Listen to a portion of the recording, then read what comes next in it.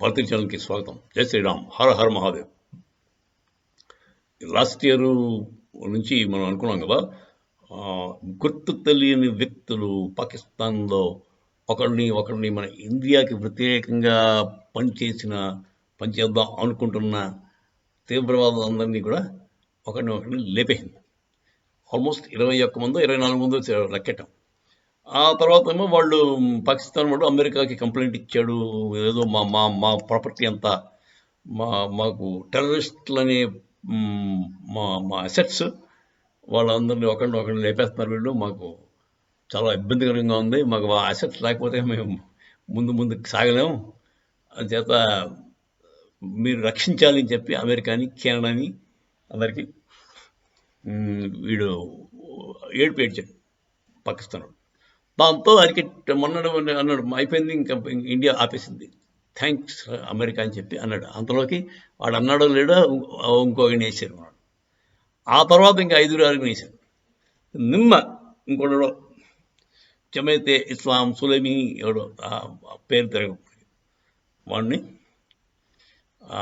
వాడి దాని తాలూకు లీడర్ని గుర్తు తెలియని వ్యక్తులు వెళ్ళి వేసేశారు. దాంతో మరి ఇప్పుడు ఎవరితో మొరపెట్టుకుంటాడు మనవాడు, ఎవరి దగ్గర ఏడుస్తాడు? అది యాక్చువల్గా ఇది వాళ్ళలో వాళ్ళు కొట్టుకుని తెచ్చారు. వాళ్ళ షెల్ఫ్ లైఫ్ తక్కువ ఉంటుందండి. టెర్రరిస్టులతో షెల్ఫ్ లైఫ్ తక్కువే ఉంటుంది. ఎందుకంటే వాడు ఎన్నడూ వెళ్తాడు తెలియదు, గన్నుపుచ్చి తిరుగుతాడు, వాడు ఎంతమంది వేసేస్తాడు. ఆ వేసిన వాళ్ళు ఒక్కొక్కడికి వెనకాల ఉంటాడు, వాడు వీడిని ఎప్పుడు వేద్దామని చూస్తుంటాడు. సో మీరు చూసారు కదా, మన ఇండియన్ మన తెలుగు సినిమా టిపికల్ సినిమా ఉంటుంది కదా, దాంట్లో ప్రతీకారం అని ఉంటాయి కదా, ఆ టైప్లో మనుషులు నాకు సహజంగా కక్షలు కావేశాలు ఉంటాయి. సో గన్ను వీడే పట్టుకోగలడా, వీడే చెప్పగలడా? వీడు చంపిన వాడు ఊరుకుంటాడా? వాడు వెనకాల ఇంకోటి ఉంటాడు. సో వాళ్ళు వచ్చి వేసేసి ఉండొచ్చు. సో మన అజిత్ దోవల్ గారిని, మోదీ గారిని మీద పడి ఆడడం కంటే వాళ్ళ ఇంటెలిజెన్స్, ఐఎస్ఐ కొంచెం తెలివితేటలు పెంచుకోవాలి. ఐఎస్ ఇంటెలిజెన్స్ సర్వీస్ వాళ్ళ ఇంటెలిజెన్స్ని ఎక్కడైనా కొనుక్కోవడం, అద్దెకి తెచ్చుకోమన్నాడు. అయితే మన రా దగ్గర నుంచి అద్దెకి తెచ్చుకోమన్నాడు. ఎందుకంటే వాళ్ళ కాటరు, వాళ్ళ ఫెయిలియర్, ఇంటెలిజెన్స్ ఫెయిలియర్ అని అన్నారు. అంతేగాని వాడెవడో వచ్చేసాడు గుర్తు తెలియని వ్యక్తులు అంటూ. ఇన్నాళ్ళు ఆ గుర్తు తెలియని వ్యక్తులు ఎంతమంది గుర్తు తెలియని వ్యక్తులు ఉన్నారు? మీకు పాకిస్తాన్ అంతా గుర్తు తెలియని వ్యక్తులే తిరిగేస్తున్నారా? ఒక్కడైనా పట్టుకోలేకపోతున్నారా? ఈ ఐఎస్ఐ వాళ్ళు, పాకిస్తాన్ ఆర్మీ అంతా కూడా కలిపి ఏదో ప్రాబ్లం ఉందండి, ఇంటర్నల్ ప్రాబ్లం ఉంది. వాళ్ళు పైకి చెప్పుకోలేక ఏడుస్తున్నారు. ఈడు ఎక్కడ తెచ్చాడు?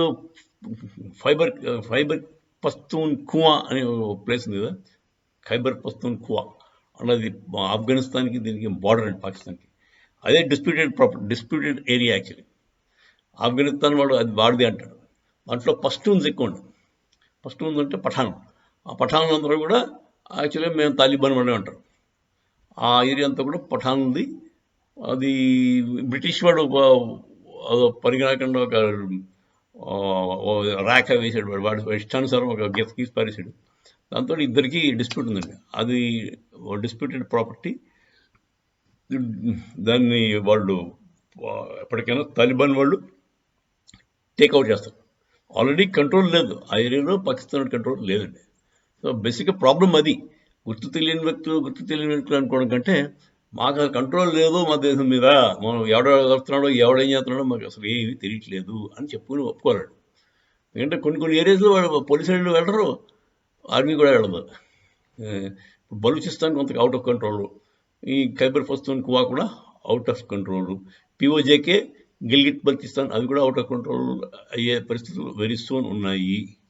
సో అక్కడికి వాళ్ళకున్న కంట్రోల్లో పంజాబ్, సింధు కొన్ని ఏరియాలు ఉంటాయి. సింధు వాళ్ళే సింధ్ రిబెల్స్ అని వాళ్ళు కూడా వచ్చారు. సో ఏం జరుగుతుందో మరి, వాళ్ళు అర్జెంటుగా వాళ్ళ ఆత్మ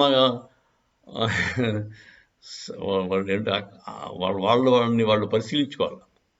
ఆత్మ పరిశీలన చేసుకుని వాళ్ళు ప్రాబ్లం ఎక్కడ ఉందో వాళ్ళు ఐడెంటిఫై చేయాలి. అంతేగాని ఎవడో చంపేశాడు ఎవడు చంపినవాడు మాకు తెలియట్లేదని చెప్పి పేపర్లో ఏడవడం కంటే, అసలు మాకు పాకిస్తాన్లో ఏం జరుగుతుందో తెలియట్లేదు, కంట్రోల్ అయితే పోయింది. పోలీసులు కూడా పోలీసులకి ఆర్మీకి కూడా ఏ విషయం తెలియట్లేదు అని చెప్పి ఒప్పుకోవడం మంచిది. జై శ్రీరామ్. హర నమః.